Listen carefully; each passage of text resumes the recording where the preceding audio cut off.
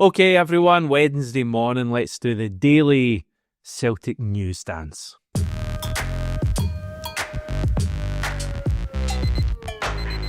Stuck on a bit of Alistair Johnson earlier when I was preparing for this video. Just in the background, I noticed Canada were playing and I happened to have the rights for the game. Bit of a weird match in that Canada beat El Salvador by 2-0. But El Salvador had 2 red cards inside the first half, the second of which was for a guy elbowing Alistair Johnson off the ball, straight red card. So, second half was like obviously one-way traffic. I mean, I think 11v11 Canada would have been pretty big favourites, but certainly against 9. And they only actually scored 2 goals. They won 2-0. It was like 2 goals in 2 minutes.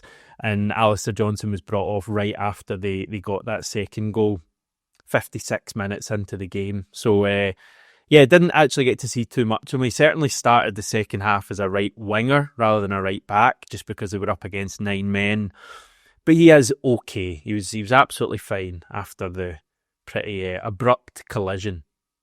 Just a wee note for you there. I don't know if you care at all about Alistair Johnson, but I certainly do. We're not too far away from Celtic returning for the new season. Team are expected back in training early next week, I think Monday or Tuesday. Certainly our first pre-season match will be next Friday against Queen's Park. You don't expect to see a number of the players in that game, like Alistair Johnson, for example. Some of the other guys, like Kasper Schmeichel, that have been away on international duty, I think will be given a little bit longer off. Kieran Tierney possibly as well.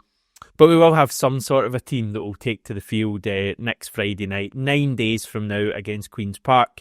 And the club have actually now released some of the final details of the pre-season schedule, just kind of filling in some of the remaining blanks. So we start off Queen's Park next Friday. We knew all that. We then play Cork the following Tuesday at Park E Kiev. We know who we're going to play now in this closed-door match in Portugal on Saturday, 12th of July. We're playing Estrela da Amadora, who I must admit is not a team I'd ever heard of before. But they are a top-flight Portuguese side. They finished 15th in the league last season, so just avoided relegation, but should be a decent level of opposition for us. After that, we face Sporting Lisbon. We now know that's a 7:30pm kickoff on Wednesday the 16th of July. Then the Newcastle friendly, 3pm Celtic Park, Saturday 19th of July. And then we go into the Como Cup. We will face Ajax in our opening match. So that tournament begins on the Wednesday night with Como against the Saudi team Al Ahly. We then play the following night, so it's Thursday the 24th of July. It's a 7:30pm kickoff Celtic Park time, 8:30 Italian time. So we face Ajax there, and then the third place playoff is the Saturday night. So the Ajax game is the Thursday, the Friday's in a day off regardless of what happens, and third place playoff Saturday night, 7:30pm. The final, if we're there, is the Sunday at 7pm, and every match in the tournament is being held at Como's Stadio Giuseppe Sinigaglia.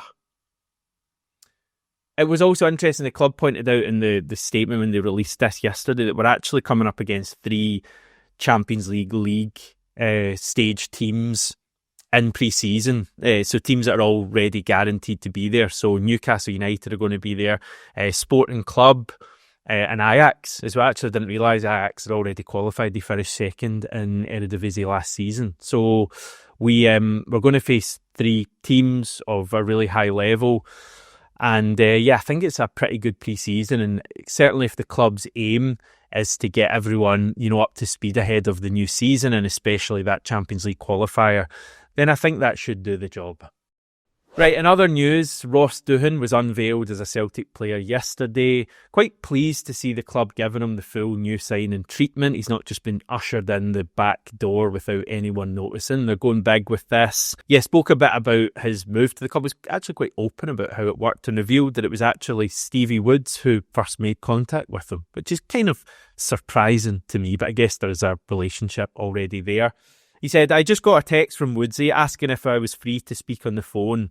The phone call lasted 2 minutes, I'd say, just general chat for a minute. Then he just asked a question, would I be interested in coming back?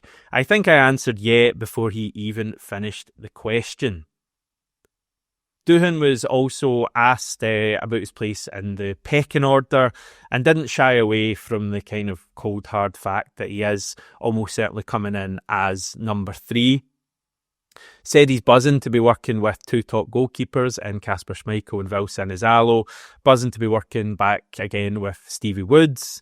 Says he's coming in to work as hard as he can, put his face out there and hopefully push himself into the team.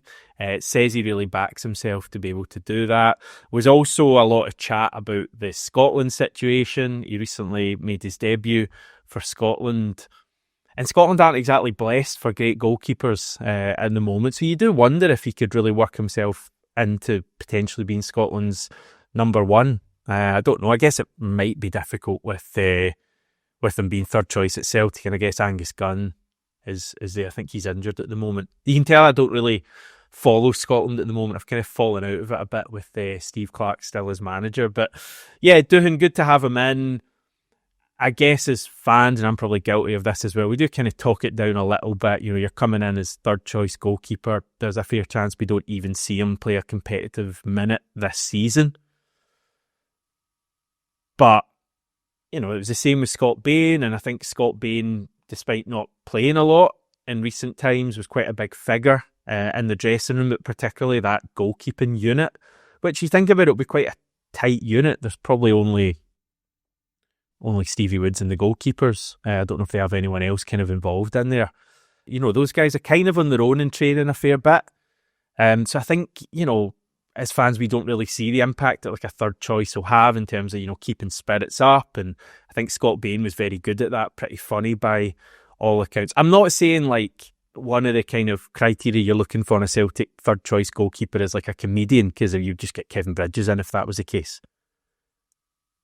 In fact, we could do that, couldn't we? Because he's unlikely to play. I don't know if he'd take that job.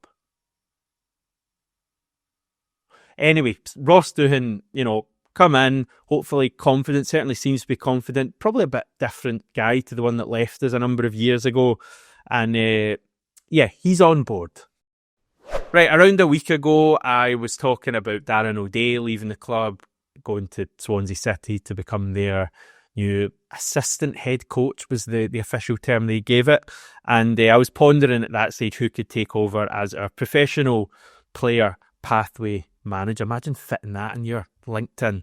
Now, just a wee refresher on what this role is. It's a relatively new role. Darren O'Day, I think, was the first one to have that role. It was created for him.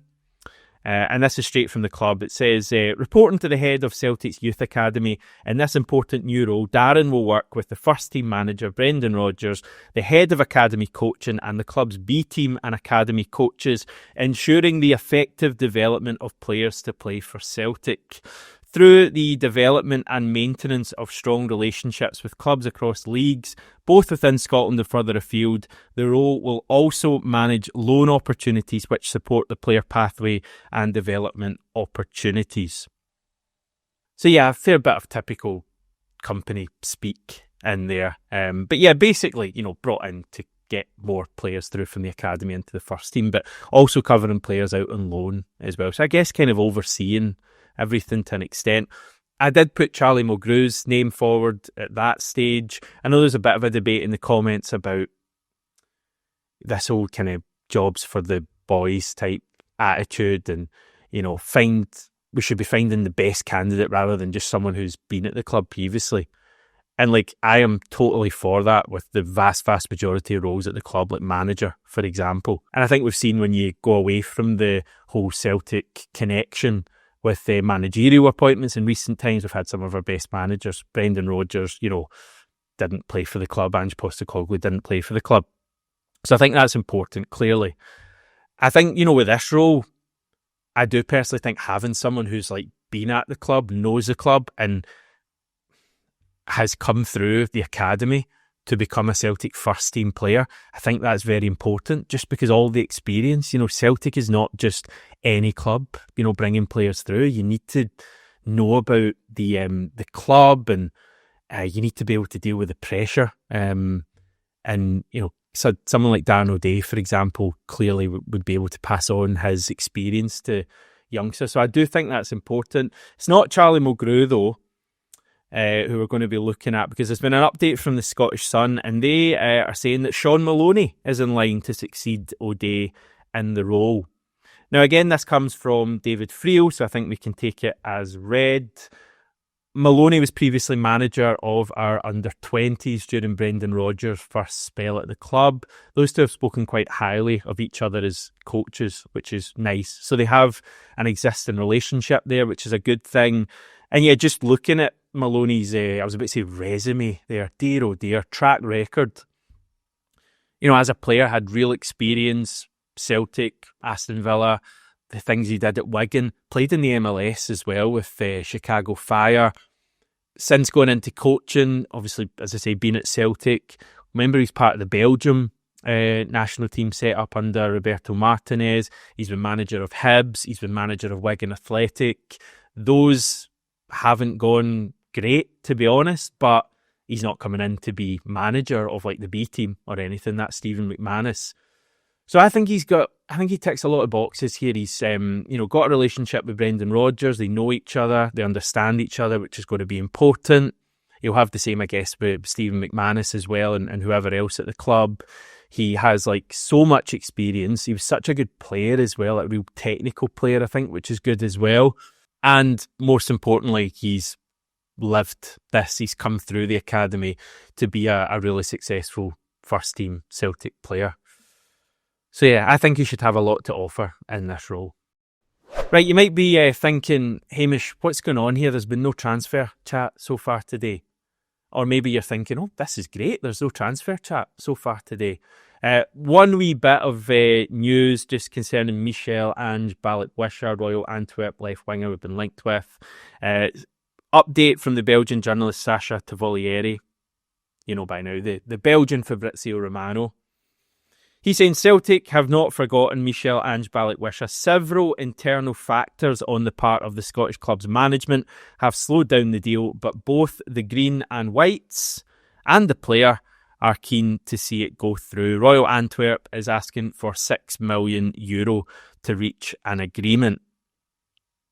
Yeah, the Green and Whites, what's all that about? Anyway, seems like there could be an issue with the fee here, potentially. Balikwisha out of contract in 12 months' time, so I think there's a fair chance Celtic are not wanting to pay €6 million for someone who's available to sign a pre-contract in 6 months. I've said this before, so I'm not going to labour the point, but I do have some concerns over his injury record. He's had a few long-term injuries over the past 2 or 3 years, missed a hell of a lot of matches. I don't know enough about the situation, and obviously if it gets to the stage where we're going to sign him, I'll find out more about him, whether he's been really unlucky and seems like he's going to come through this. But I just think when you've had a number of injuries, it is a concern, especially when we really kind of need someone to come in and play that position. With Jota being out, I know Dyson's there, but we're still to kind of fully find out where Dyson's going to be played most often next season. So yeah, Balikwisha, if it's not going to be him, I think the club should just move on and go after someone else. But I'm sure you'll let me know your thoughts on that and anything else today. Really appreciate you all watching. Again, I promise we're getting to the new season. Pre-season starting in 10 days and we can really get going with stuff. But thanks for sticking with the channel. Have a great rest of your Wednesday. I'll catch you tomorrow.